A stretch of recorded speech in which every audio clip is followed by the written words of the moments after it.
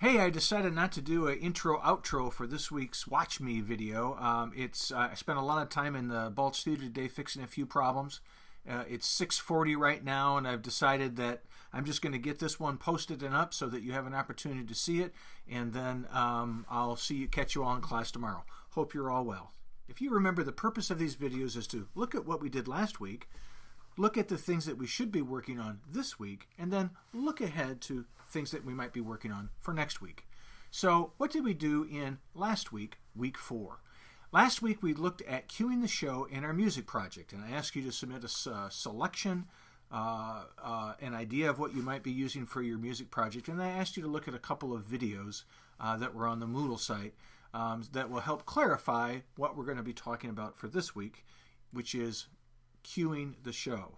So I spent most of my day today fixing the lighting system in the Nelda K. Balch Playhouse, which I finally was able to complete by 4:30 this afternoon.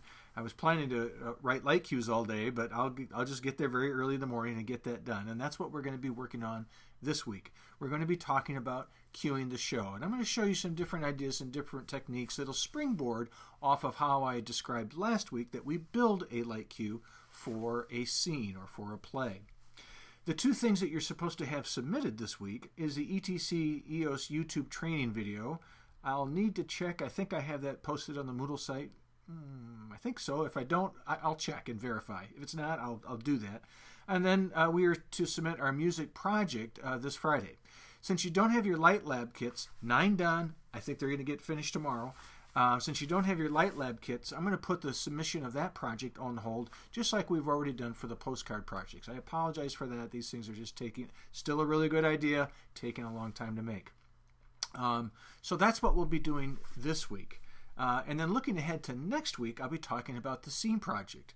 Now, just a little reflection on the last sort of few things that we've done. So last week we discussed how to build a light cue, the different components or the different elements of a light cue. Right. Tomorrow in class, I'm actually going to show how some of those things are done. And then next week, we're talking about your scene project, where you, the student, are going to be responsible for trying to think and produce some of those same lighting elements. So I'm trying to sort of outline how a lighting designer works, show you some specific examples of how to do it, and then I'm going to ask you, the student, think about, well, how would I do that for a particular scene? So next week, I want you to submit your scene project that you would like to try to do for your scene project. Those are on the Moodle site and on the syllabus on page... Oh my gosh. Edit.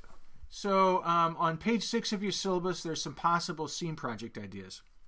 You don't have to use my scene project ideas, but you do have to do something that I think is going to be a little bit tricky. So I don't want you to just do something that's, someone comes into a dining room and sits at a table. That's not going to help us really learn a lot about light.